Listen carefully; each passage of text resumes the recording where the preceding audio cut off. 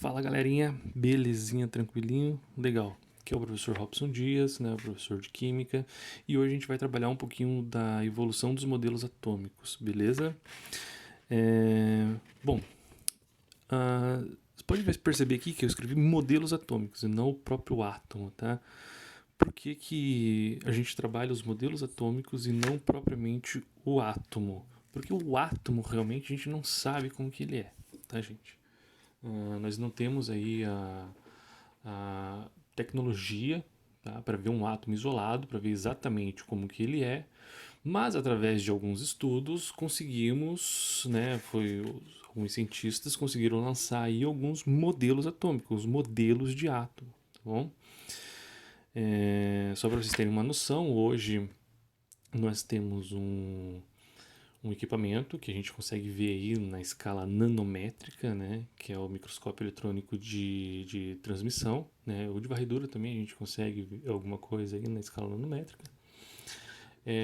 Mas ainda na escala que eles conseguem trazer uma imagem para nós, eles não conseguem trazer a imagem de um átomo só, tá?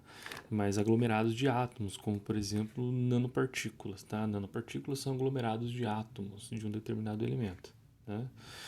Então eles conseguem trazer a imagem disso, mas a imagem de um átomo isolado nós ainda não conseguimos ver, tá? Então a gente vai trabalhar com modelos de átomos, tá? O que foi lançado na ciência através de alguns estudos. Quem começou com essa ideia de átomo foi Demócrito e Leucipo, tá? Isso lá em mais ou menos 430 a.C. Eu já quero deixar aqui frisado para vocês, não fiquem preocupados com essas datas aqui, tá? Porque essas datas, dependendo da referência que você vai estudar, às vezes ela muda e não é muito importante aí para quem está estudando pro vestibular, pro Enem, que é o caso de vocês. Que isso não é uma coisa cobrada lá nesse tipo de prova, tá? Então, assim, se você pegar algum livro e tiver lá, em vez de 430, tiver 200 anos antes de Cristo, não pensa que está errado. Oh, o professor Hobbes explicou errado. Ou esse livro está escrito errado. Porque é um, eles têm uma base de que é mais ou menos esses anos, mas não sabe o ano exato ali, tá? Mas olha só, Demócrito e Leucipo ele começou com essa ideia de átomo, né? Toda matéria ela é formada por uma partícula e essa partícula, né? Ele denominou depois de átomo, já vocês vão entender o porquê, tá? Demócrito, só pra gente ressaltar aqui, Demócrito a gente tem nós temos aí certeza de que ele realmente existiu, beleza? Mas Leucipo a gente não tem certeza, então a gente não sabe se é, Leucipo era sei lá, um personagem inventado por Demócrito, né, que tinha lá nas escrituras de Demócrito, esse nome Leucipo, né? Então não sabe se ele realmente existiu, mas a gente considera, algumas literaturas já trazem para nós que Leucipo realmente existiu. Então fica aí essa essa ideia para vocês, tá?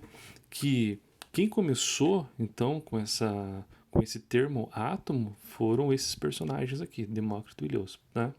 E isso lá alguns anos antes de Cristo. Qual que foi a ideia deles? Imagina o seguinte, gente, olha só, coloquei aqui uma maçãzinha para nós, tá?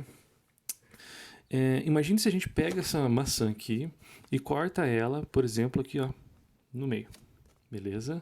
Aí pega a metade dela e corta novamente no meio. Né? Pega essa partezinha aqui, corta no meio, pega essa daqui, corta no meio, corta no meio. Vai chegar no momento que a gente não vai conseguir mais cortar.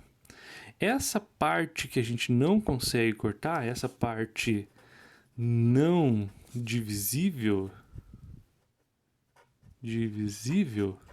tá? Ela é chamada de átomo, tá? E aí vem até a origem da palavra átomo, porque o átomo ele significa aqui, ó, esse A significa não, tá? E o tomo significa divisível. Divisível. Então, assim, quem iniciou essa ideia de átomo e onde surgiu a palavra átomo foram aqui, ó, com esses personagens, né? Só que claro que não foi aceito essa ideia, imagine, 430 anos antes de Cristo. Isso daqui faz muito tempo, né? Faz muito tempo mesmo. Então, nessa época que não aceitaram as ideias deles, que era só uma filosofia, né? Naquele tempo não tinha ciência como a gente vê hoje, né? Era tudo muito filosofia. Então isso daqui era só uma ideia filosófica sobre a matéria, né? E nesse tempo aqui, ó, de Demócrito, na verdade, quem foi aceito, colocar um asterisco aqui para nós, foi a ideia de Aristóteles, tá? Aristóteles. Né? Lembra lá da matéria contínua, né? O ar, a água, fogo, terra, né? Então, essa matéria contínua era a transformação que era dada na natureza e isso daí foi considerado certo por um longo tempo, tá? Então, Aristóteles foi um personagem que realmente eles aceitavam, né? A ideia deles, mas não aceitaram aqui de Demócrito e Leucipo. Essa ideia de átomo, ele vem surgir depois, de novo, na ciência, aqui, ó, em cerca de 1803, 1808, também coloquei essas duas datas aqui para vocês pelo seguinte: alguns livros vocês vão ver que tem aqui 1803, alguns livros você vai ver que está escrito lá 1808, mas de novo, a data não é importante. Tá? O importante aqui, ó, é o personagem para nós, tá? Essa figura aqui, ó, Dalton. Dalton, ele trouxe a ideia novamente de átomo, tá? Ele usou lá naquela época a lei da conservação das massas, né, de Lavoisier, e também as proporções fixas lá de Proust, né? Provavelmente lá com a professora Marília, vocês viram uma aulinha lá sobre isso, né? Eu não vou explicar muito aqui para vocês a respeito disso, para a gente não alongar muito essa nossa aula, tá? Mas ele usou essas duas ideias aí. O que é importante a gente saber aqui, ó, do modelo de Dalton? Primeiro, o que ele comparou, tá? Para ele, então, imagine o seguinte: o que ele pensou? Se a matéria, imagina, a matéria sofrendo uma determinada transformação, isso a gente chama de reação química, né? Então a matéria passou por alguma transformação e durante essa transformação já se sabia que não tinha mudanças de massas, né? Então lá, por exemplo, se eu tenho um átomo de ferro, né? Pensa aqui, ó, tem um átomo de ferro e aí o átomo de ferro ele reagia com o oxigênio do ar. Deixa eu pegar uma canetinha aqui. Reagia lá com o oxigênio.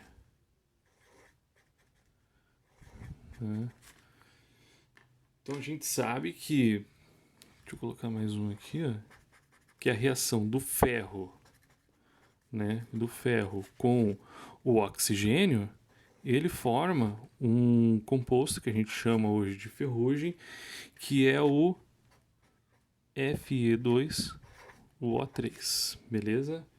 O trióxido de ferro, tá?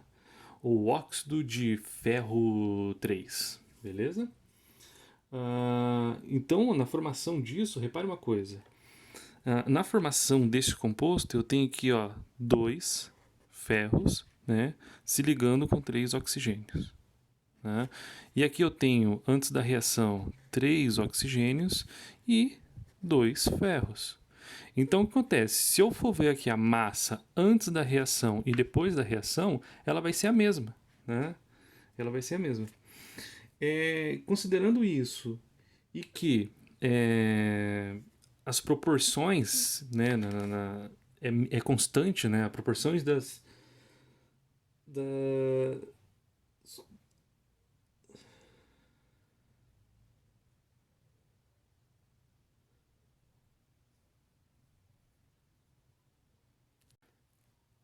das proporções fixas lá de Proust, né, foi feito lá então o modelo de Dalton. Repara uma coisa, não modificou a massa antes e depois, né? Antes tinha uma massa, depois tinha uma massa, isso daqui ele é conservado.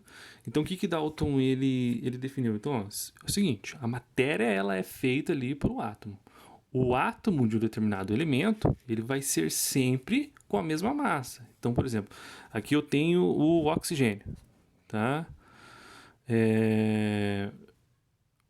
Eu tenho o oxigênio aqui, e aqui um outro átomo qualquer, o átomo de, por exemplo, nitrogênio. Tá? Então repare que cada um ele vai ter um certo tamanho, ele vai ter uma certa massa. Tá? E isso daqui ele foi.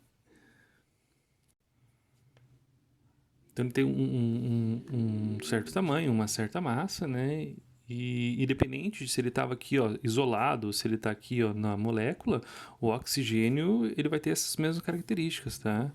Então, olha só, ele não modifica, independente se ele está isolado, está numa molécula de oxigênio, está numa molécula de água, numa molécula de ferrugem, isso não muda. Assim como o nitrogênio, né? Se eu tivesse só o gás nitrogênio, se eu tivesse um óxido de nitrogênio, o átomo de nitrogênio ele não mudaria sua massa e suas características, beleza?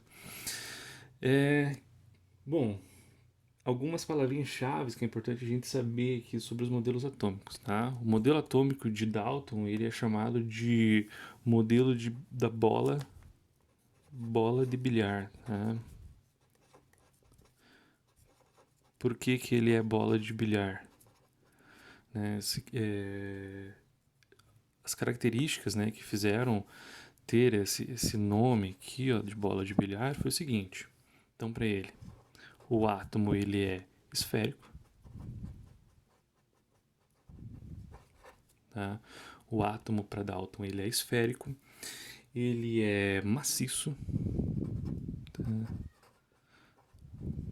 Ele é maciço, ele não possui carga elétrica, então não possui cargas elétricas,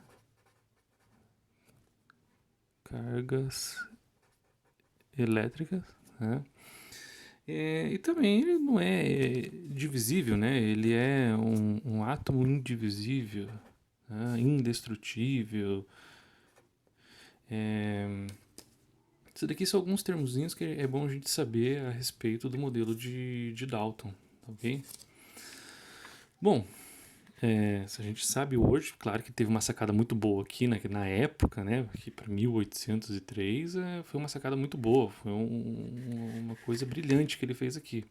A gente sabe que hoje muito do que ele falou está errado, né? Mas na época foi aceito, claro, e foi o primeiro modelo atômico, tá? É importante a gente saber aqui, ó, que o primeiro modelo atômico que surgiu foi então com Dalton, beleza? Que foi o nosso primeiro modelo atômico, tá? Alguns anos depois, né, que agora já em 1898 aproximadamente, né, teve um outro personagem chamado Thomson que através de estudos com um tubo de Crookes, né, o tubo de Crookes é o seguinte, ele é uma ampola de vidro, tá? Em que se consegue colocar aqui um determinado gás em baixa pressão, tá? E tão baixa nessa pressão que chega a ser comparado ao vácuo, beleza? E aqui dentro ele tem alguns polos que está ligado numa energia elétrica, então repara aqui que a gente tem uma diferença de potencial, tá? E nós temos aqui polos ligados dentro desse tubo de Crookes. O que ele percebeu? Tá? Que é o seguinte, o primeiro estudo que ele fez foi com gás hidrogênio. Aqui, ó. Olha só, colocou aqui dentro o gás hidrogênio, beleza? É o gás que ele tinha no momento, começou esse tipo de estudo. E ele reparou o seguinte, cara, que quando ele ligava, né, essas diferentes potenciais. Então aqui nós temos, por exemplo, o polo negativo, tá? E aqui o polo positivo. Importante vocês saberem que é diferente da pilha aqui no tubo de Crookes, tá? O negativo ele é chamado de cátodo e o positivo ele é chamado de ânodo, tá? Então ele é diferente da pilha. Se você já estudou pilha, você vai ver que o negativo ele é o ânodo e o positivo ele é o cátodo, né? Que é diferente, tá? Então o que ele percebeu? Então nas condições que ele colocava lá o gás hidrogênio, né? Numa alta voltagem,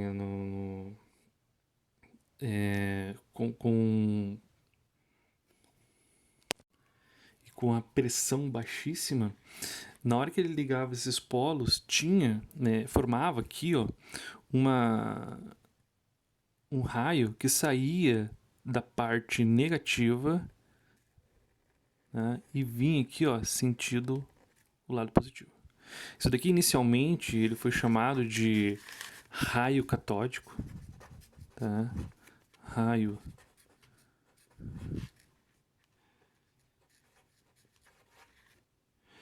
catódico, tá bom? E ele já começou a ver que, na verdade, o átomo, ele tinha uma determinada carga, né? Como quando ele ligava isso daqui, ele saía aqui, ó, do polo negativo e vinha em sentido o polo positivo, ele já sabia que o raio catódico ele tinha uma carga negativa. Tá ok? Então o que ele fez depois? Ele começou a trocar esses gases. Em vez de ser só o gás hidrogênio, se ele colocasse lá o argônio, colocasse o gás oxigênio, formaria aqui, em todos esses gases, esse raio catódico. Tá? Mais para frente, ele colocou aqui dentro desse tubo de Crookes, né, uma espécie de um catavento aqui assim, ó, né? E o que acontece? Na hora que ligava e formava o raio catódico ele empurrava esse catavento aqui. Então, olha só, além de ter carga negativa, esse raio ele também tem massa. Né? E aqui começou uma ideia muito, mas muito importante, tá? Que foi uma ideia, foi a primeira subpartícula descoberta aqui do átomo. Né? Essa subpartícula, né, que é formada aqui, né, que forma o raio catódico, que tem carga negativa e tem uma massa, por mais que seja muito pequena, mas tem uma massa, foi chamado de elétron. Tá? Então, muito importante você saber aqui que a ideia do elétron, ele começou com Thomson. Beleza? Importante a gente saber aqui também, frisar em alguns termos, né? Não foi o Thomson que trouxe esse termo, mas tem muita literatura que traz, que compara o modelo atômico de Thomson com um pudim de passas. Né? Pudim de passas. É bom vocês anotarem isso daí. O que é um pudim de passas, né? Vou colocar passas até no pudim, conseguir estragar até um pudim é complicado, né? Mas assim, pudim de passas é uma sobremesa que ela não é comum aqui para nós, tá?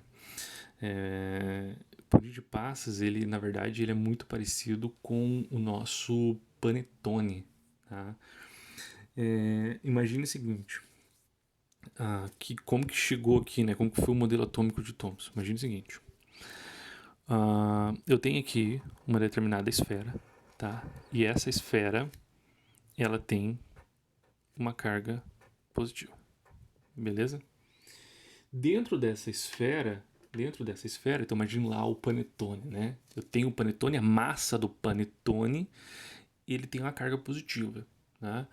E ali a uva passas dentro do panetone seria essa partícula, né, que ele descobriu aqui, que é o elétron, de carga negativa. Né? Repara uma coisa aqui, gente. Olha só, coloquei 3 cargas positivas, 3 cargas negativas. Aqui, ainda o átomo ele é eletricamente neutro. O que significa isso? Que a quantidade de carga positiva e carga negativa aqui são iguais, tá bom? Só que aqui já começou a ideia de que o átomo ele é divisível, tá? Divisível. Então, aqui em Dalton nós temos um átomo não divisível, tá? Um átomo indivisível. Aqui já sabe que o átomo ele é divisível. Então, como ele consegue fazer ali o raio catódico só com os elétrons, então ele consegue tirar essa carga, né, essa subpartícula do átomo, então ele já começa a ser né, tomar essa ideia de que o átomo ele é realmente divisível. Beleza? Bom, olha só, gente. Vou colocar um nomezinho aqui, ó, que é muito interessante vocês saberem. Não é muito cobrado nos vestibulares, mas é interessante vocês saberem o seguinte. Olha só. Teve um outro personagem, até vou colocar um asterisco aqui, porque não saiu o modelo atômico dele, mas saiu um questionamento muito importante para a próxima evolução, tá? Esse cara é chamado de Goldstein, né? De Goldstein. E ele é o seguinte, olha só o que esse cara observou. Né? Então, olha só. Se eu tenho aqui no tubo de Crookes, né? A formação ali, tal, do raio catódico, eu tenho ali um polo negativo, tenho um polo positivo. Goldstein estava lá fazendo seus experimentos também com raio catódico e ele observou o seguinte, cara, que aqui, ó, no polo negativo, né? Deixa eu colocar uma outra cor aqui. No polo negativo, depois de fazer alguns experimentos, ele começava a apresentar umas ranhuras, tá? Apresentava umas ranhuras aqui no nosso cátodo, tá? O que significa isso? Imagine uma coisa. Imagine que nós temos aqui os elétrons, beleza? Os elétrons, e sabe-se que os elétrons ele vai lá sentido do ânodo, beleza? Elétron, sentido do ânodo. Mas se os elétrons estão indo todo sentido do ânodo, o que está vindo? Né? O que está vindo aqui e batendo no nosso cátodo? Né? O que está vindo aqui, batendo no nosso cátodo e causando essas ranhaduras? Aí ele foi lá e questionou o Thomson, né, a respeito disso, e o Thomson ele não conseguiu responder, cara. Tá? Ficou aquele questionamento, tal, mas o que está vindo? Que partícula é essa que está vindo aqui, em que está batendo no nosso ânodo, né? Desculpa, no nosso cátodo e nós não sabemos o que é, né? Então começou ali uma correria para explicar isso, né? Como foi Goldstein que descobriu isso, a princípio, né, ele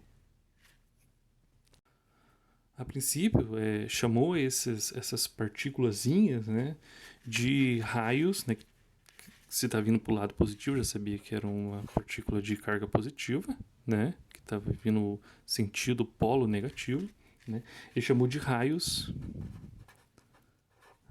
como as partículas estavam sentido o ânodo, né, como essas partículas saía do ânodo, né, e ia sentido o cátodo, chamou ali de raios anódicos, né, a princípio. Que depois foi chamado de prótons. Beleza? Isso daqui foi chamado de prótons. O que aconteceu, gente? Olha só. O Thomson, né, ele conhecia um outro cientista chamado de Ernest, tá? O Ernest Rutherford. Então, Ernest Rutherford e Thomson, eles começaram a tentar explicar esse questionamento de Goldstein aqui. Tá? E através desses estudos, um pouquinho mais para frente, esse outro cientista chamado de Ernest Rutherford, ele conseguiu lançar um novo modelo atômico. Eu só vou trocar aqui essa folhinha, né, pra gente dar continuidade nessa aula. Vou colocar aqui, ó, nosso próximo cientista, né, que é Rutherford, Ernest Rutherford, que já na virada ali de 1800 para 1900 conhecia a radioatividade. Então repare uma coisa, gente, a evolução, né, da ciência, ela vai contribuindo em várias áreas, né? Então, para vocês verem ali, o átomo inicialmente não se sabia da carga elétrica dele. Depois da descoberta de energia, descobriram que o átomo ele tinha a partícula elétrica, né, que foi chamado de elétron.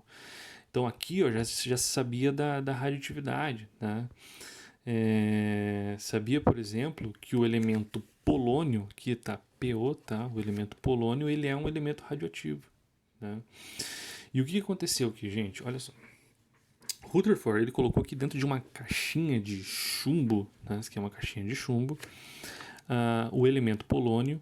E já se sabia aqui ó, que o elemento polônio, ele libera uma partícula através da radiação, né? Que libera uma partícula chamada de partícula alfa, né? Radiação alfa. Tá? Radiação alfa. A radiação alfa já se sabia também que ele tem uma carga positiva, né? Na frente dessa radiação foi colocada aqui uma lâmina de ouro super, super, super fina, tá? Uma lâmina de ouro bem, bem, bem fininha. E acho que eu só estraguei meu desenho ali, mas vamos lá. E em volta aqui ó, dessa lâmina de ouro foi colocado uma estrutura de sulfeto de zinco, tá? Só para vocês terem uma noção do que é isso, se vocês pegarem, não sei se vocês conheceram aquelas máquinas fotográficas antigas, colocavam filme dentro da máquina fotográfica, né? Daí tirava foto. Aquele filme, ele é um filme de sulfeto de zinco, tá? Aquela folha que se imprime o raio-x é uma folha de sulfeto de zinco. Tá? Então aqui foi colocada uma estrutura de sulfeto de zinco para ver o que acontecia com a radiação, né? E o que percebeu? Que a maioria dessa radiação ela passava direto. Tá? A maior parte da radiação ela passava direto. Alguma parte da radiação, né, fazia desvios pequenos e outras desvios maiores aqui, né? Como que Rutherford ele explicou isso daqui, gente? Imagine o seguinte, tem aqui ó, um determinado átomo, tá? Um determinado átomo. Então coloquei aqui um círculo bem certinho, né? E eu estou emitindo nesse determinado átomo a radiação. Se a maior parte da radiação ela está passando direto, significa que tem um espaço vazio aqui nesse átomo. E é por isso que a maior parte da radiação passa direto. Se a radiação, já se sabia que a radiação tinha uma carga positiva. Tá? E se a radiação ela está fazendo alguns desvios, significa que ela é chegando perto de outra partícula de parte positiva. Né? Então o que ele imaginou? Na realidade, aqui tem aqui no centro do átomo tem uma região, tá? Um pouquinho. Ele tem aqui ó, uma região de carga positiva, tá? E essa região aqui ó, já foi chamada de núcleo. Então olha só, repare uma coisa. A ideia de núcleo começou com Rutherford. Beleza? Bom vocês saberem isso daí. Eu já vi cobrando em prova já. Então a ideia de núcleo começou com Rutherford. E esse núcleo ele tem carga positiva. Por que ele chegou nessa conclusão? Que o núcleo pequenininho ele tinha uma carga positiva. Se eu chego aqui com a partícula alfa, tá? Se chega aqui a partícula alfa de carga positiva e o núcleo também tem a carga positiva, acontece que vai repelir a partícula. E é por isso que acontecia alguns desvios aqui, tá? Então vinha aqui a radiação próximo do núcleo e acabava fazendo o desvio. Beleza? O modelo atômico de Rutherford, é chamado de sistema planetário. Sistema planetário. Né? Então ele comparou com o sistema planetário, onde o núcleo do átomo seria lá o Sol, e em volta do núcleo nós teríamos ali os elétrons orbitando, tá ok? Só que é o seguinte, gente, olha só. Isso aqui é um modelo atômico que não foi aceito, tá? Vamos vocês saberem isso daí. Porque questionaram o Rutherford o seguinte, né? Segundo a física clássica, se eu tenho ali uma partícula, então eu tenho aqui uma partícula positiva. E eu tenho aqui uma partícula negativa, tá? E ela está aqui orbitando essa partícula positiva. Segundo a física clássica, a tendência aqui era que essa partícula negativa ela fosse perdendo energia, e chegasse no momento que chocasse com o núcleo. Tá? E se chocasse carga positiva e negativa, né, a tendência é atrair. Então, se chocasse a negativa com a positiva, não iria existir o átomo. Né? E o Rutherford não conseguiu explicar isso. Então, por mais que ele fez um trabalho incrível e chegou num determinado modelo atômico aqui, ele não conseguiu explicar. Tá? Mas um pouquinho depois, teve uma outra figura, né, um cara chamado Bohr, né, que ele teve uma sacada bacana. Ele pegou essa ideia de Rutherford, então realmente nós temos ali um núcleo positivo, tá? Só que ele conseguiu quantificar a energia em que os elétrons, né, ficam orbitando ali do núcleo. Né? Essa energia, então imagine o seguinte, tem ali o núcleo, né? Aqui eu tenho algumas regiões onde poderia ficar orbitando ali os elétrons, né? Ele chamou essas regiões de camadas de energia, camadas de energia. Então, essa ideia de camada de energia começou com Bohr.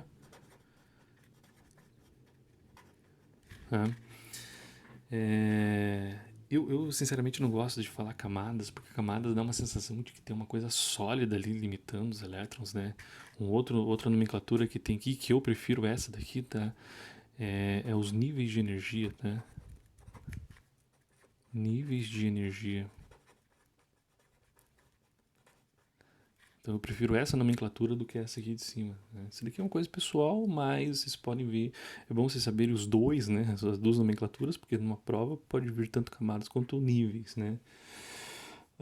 Então o que acontece? Ele falou assim, na realidade o elétron ele tem ali um pacotinho de energia, né?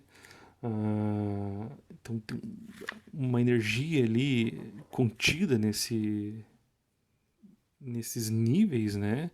Chamou esses níveis aqui de K, o primeiro nível, o segundo nível de L, o terceiro nível de M, o outro nível aqui ó, de N e assim por diante. Ele falou, não, na verdade os elétrons ele fica aqui ó, orbitando exatamente nesses níveis de energia, tem ali então sua energia contida, né? E através dessa energia energia quantizada, né? Vamos até anotar isso daqui, ó. Então, tem que a energia quantizada,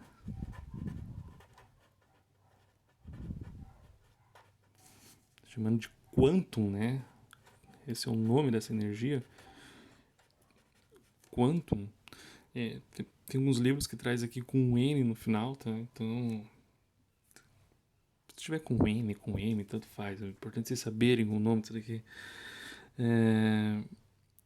Então, nesse nível de energia, o elétron ele está orbitando ali com essa energia quantizada, né? E é por isso que ele não vai para longe ou se aproxima ali do núcleo, né? E acaba destruindo o átomo. Tá? Então aqui, gente, é importante a gente saber que começou, né? Se introduziu aqui a física quântica. Tá? A física quântica ela começou aqui então com Bohr. Segundo Bohr, ele ganha essa energia, ele sai de um nível e vai para o outro. Tá? E quando ele ganhou a energia e sai de um nível e vai para o outro, ele fala que o elétron está no seu estado excitado. Né? Só que esse elétron ele não vai ficar aqui excitado para sempre, gente. Nada fica excitado para sempre, né? Então aqui, ó, ganhou energia, ficou no seu estado excitado. Ele não vai ficar assim para sempre um momento, ele vai perder essa energia, tá? E quando ele perde essa energia, ele volta aqui para o seu estado fundamental. Então, olha só, essa forma de perca de energia, que é uma coisa muito interessante, tá? Então, aqui ele ganhou energia, pulou pro nível de energia mais afastado. Perdeu, voltou pro nível fundamental, tá? Ele vai perder aqui, normalmente, tá? Essa energia, normalmente não, ele vai perder essa energia em forma de onda, tá, gente? De uma onda eletromagnética. Tá? Eletromagnética. E se essa onda eletromagnética ela estiver ali no espectro do visível, significa que ela vai liberar uma determinada cor, tá? E a gente chama isso de fóton, né? Quando se libera essa energia eletromagnética, está liberando ali fóton. Né? Então imagine o seguinte, o átomo está no seu estado fundamental, ganhou energia, pulou para um outro nível, né? Para um nível mais energético. Então, quanto mais longe está um nível de energia do núcleo, mais energético ele é.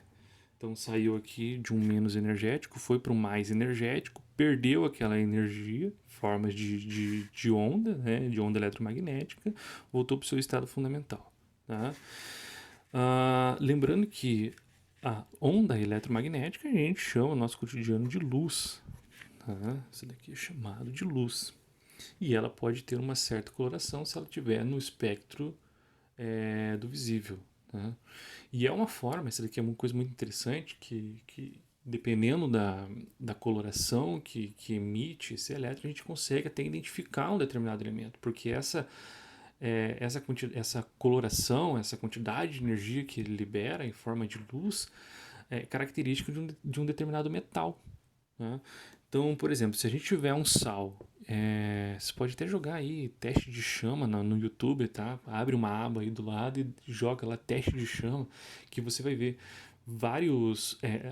Às vezes usa ali o metalzinho mesmo, né? Ou vai usar um salzinho, ou vai usar um líquido que é a base de um determinado metal, e quando você joga numa chama de fogo, ele libera uma coloração. Por exemplo, se eu tiver um, um sal à base de sódio. Se eu queimar ele vai ficar numa coloração amarelada. Né? Se você cozinha em casa, você vê isso.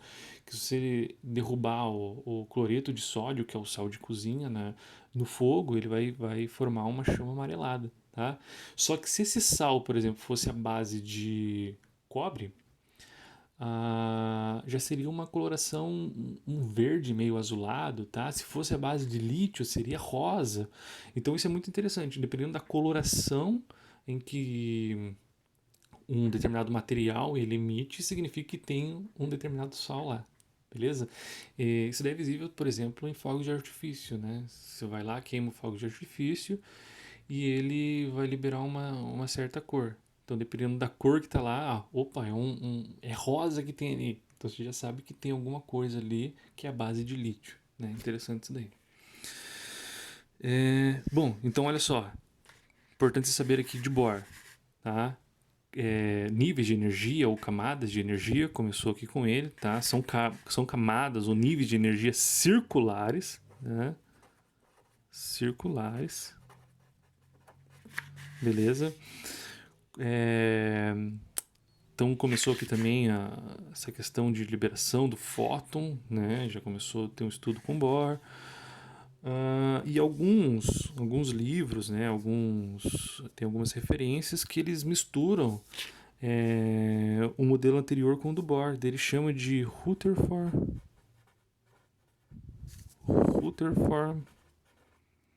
Bohr. Tá? Então pode ser que vocês encontrem essa nomenclatura aqui, ó. Para explicar este modelo atômico aqui, tá? Que é a junção da ideia dos dois. Beleza? Depois, olha só, gente, depois de Bohr, veio um cara chamado Sommerfeld. Agora, ó, 1917, não muito tempo depois, né? Sommerfeld, ele já falou o seguinte, ó, na realidade, existe lá mesmo os níveis de energia, mas eles não são circulares, tá? eles são, na realidade, em forma de elipse, né?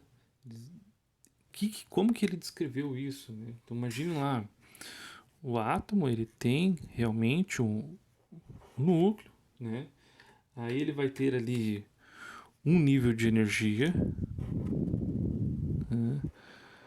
O nível de energia dele, né? Tá? Característico. E nesse nível de energia ele vai ter os subníveis, né? Que aí entra a parte elíptica, né? Então tem lá o subnível S, por exemplo, né? O subnível S ele tem a forma esférica, tá? Aí tem o subnível, deixa eu pegar uma outra coloração aqui, ó. O subnível P, tem o subnível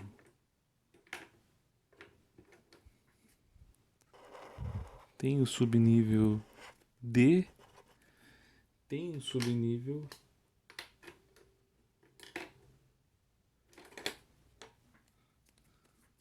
F, tá? Então dentro dos subníveis dentro dos níveis tem esses subníveis aí, S, P, D e F, tá? Bom, importante, né? Até foi feita uma formulazinha aqui, que na realidade a quantidade de subnível que tem dentro do nível eu tenho que considerar o seguinte, tá? Eu pego lá o nível de energia, tá? Dentro desse nível de energia eu vou ter obrigatoriamente um subnível esférico, tá? E eu tenho que pegar essa quantidade de nível de energia e diminuir e eu vou ter a quantidade de subnível. Um deles, obrigatoriamente, é esférico, né? E os demais daí pode ser elíptico. Por exemplo, no subnível 2, então, no nível 2, desculpa, tô tentando mostrar para vocês a quantidade de nível e subnível que vai ter ali, tá? Então, se o nível de energia for o nível 2, né? Então, diminua ali o 1 da fórmula, significa que ele vai ter um subnível, né? Se ele tem um subnível, vai ter um subnível elíptico, né? Então, olha só, no nível de energia 2, eu vou ter obrigatoriamente lá um esférico mais um que é o elíptico, tá? O esférico, a gente sabe que ele é o subnível S. O próximo que vem aqui seria o P. Então, dentro do nível 2, eu vou ter o subnível S, né, esférico, e o P elíptico. Se eu tiver, por exemplo, o nível 4, tá? Então menos 1, eu vou ter 3 subníveis elípticos. Tá? Então eu vou ter lá um esférico mais 3 subníveis elípticos. Tá? Então aqui a gente sabe que é o S. Quais vão ser os 3 elípticos? O P, o D e o F. Tá? Então, no total aqui, nós vamos ter 1, 2, 3, 4 subníveis. Um esférico e mais 3 elípticos. Beleza, gente? Só pra gente encerrar, tá? Só pra gente encerrar. Então, galera, só pra gente encerrar aqui, tá? Bem rapidinho. O átomo hoje, né? Como que é o átomo hoje? O que nós precisamos saber? Tá? Então, o átomo ele tem uma região muito, muito, muito pequena, onde contém a maior massa dele, que é chamado de núcleo. Beleza? Dentro desse núcleo, vou ter aqui, ó, umas partículas de carga positiva. Então, ó, bolinha preta, carga positiva. E essas subpartículas de carga positiva, eu chamo ela de próton. Tá? Então, próton tem carga positiva. Ainda no núcleo tem uma outra subpartícula que é uma subpartícula de carga neutra, mas que tem a massa igual do próton. Então, massa igual do próton mais carga neutra. essa subpartícula é chamada de nêutron. Tá? Então, o nêutron tem carga neutra, tem massa igual ao do próton, assim como o próton, né, ambos estão no núcleo do átomo. Tá? Estão no núcleo do átomo. Em volta do núcleo do átomo, nós temos uma região que é a região, a maior região do átomo, tá? Então, onde vai dar realmente o volume do átomo, que ela é chamada de eletrosfera. Então, o átomo ele é dividido em núcleo e eletrosfera. E na eletrosfera, nós vamos ter lá os níveis de energia, os subníveis e mais uma partícula, né? Vou colocar aqui uma partícula bem pequenininha, com a massa bem pequenininha, que tem carga negativa, o nome dela é elétron. Tá? Então, o elétron tem carga negativa, massa muito, muito, muito, muito pequenininha e se encontra numa região chamada de eletrosfera. Beleza? Bom, espero que vocês tenham entendido essa aulinha. Tá? Qualquer dúvida, entre em contato comigo. Beleza? Eu vou deixar uma listinha de exercícios para vocês fazerem. É bom vocês fazerem esses exercícios. Se não surgiu nenhuma dúvida durante a aula, pode ser que surja lá durante o exercício, tá? Bons estudos para vocês e estou à disposição. Um beijo, tchau, tchau.